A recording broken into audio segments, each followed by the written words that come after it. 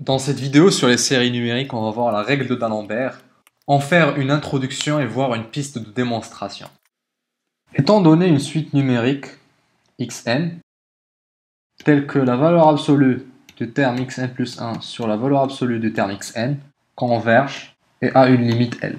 La règle de d'Alembert nous dit que si L est strictement inférieur à 1, alors la série de termes générale xn converge absolument, que si L est supérieur à 1, cette même série diverge grossièrement. Cette même règle ne nous dit rien sur le cas L égale à 1. Voyons donc comment démontrer ceci. Dans le premier cas, et en mettant L entre 0 et 1, pour n'importe quel epsilon positif, on est sûr qu'à partir d'un certain rang, tous les termes de la suite vont se trouver ici. Donc il existe un n positif tel que pour tout n supérieur ou égal à n, xn plus 1 sur xn est supérieur est compris entre L moins epsilon et L plus epsilon. Le epsilon donné par la définition de la limite, on peut choisir suffisamment petit.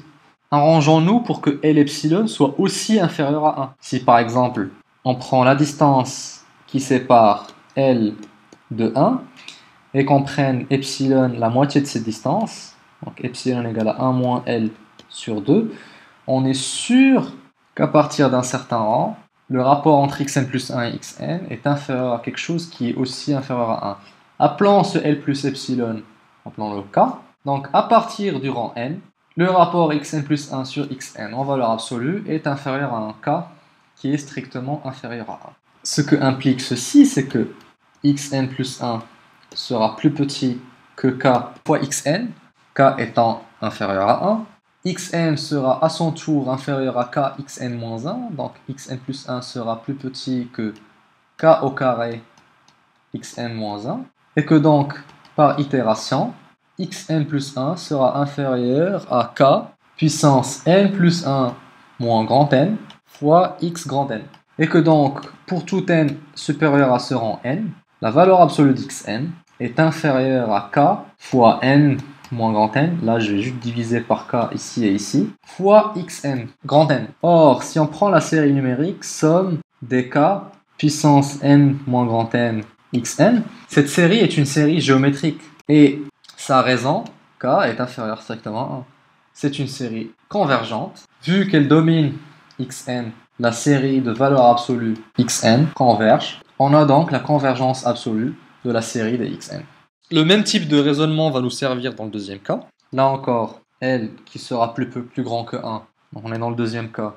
On est sûr qu'à partir d'un certain rang, tous les termes du rapport xn plus 1 sur xn en valeur absolue vont se trouver entre L moins epsilon et L plus epsilon.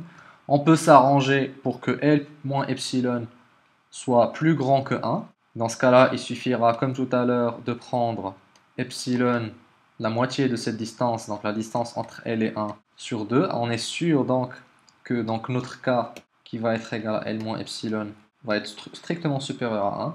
On est sûr que pour tout n supérieur à un certain, donc à partir d'un certain rang, on aura xn plus 1 sur xn en valeur absolue, supérieur à k, et que donc par récurrence, à partir de ce même rang, xn est supérieur à k puissance n moins grand N fois x grand N. K est supérieur à 1.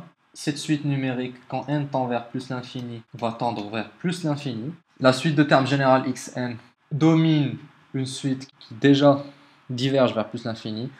On a donc la divergence grossière. Voilà donc pour la règle de d'Alembert. Dans la vidéo qui suivra, on va voir les cas concrets d'utilisation de la règle de d'Alembert.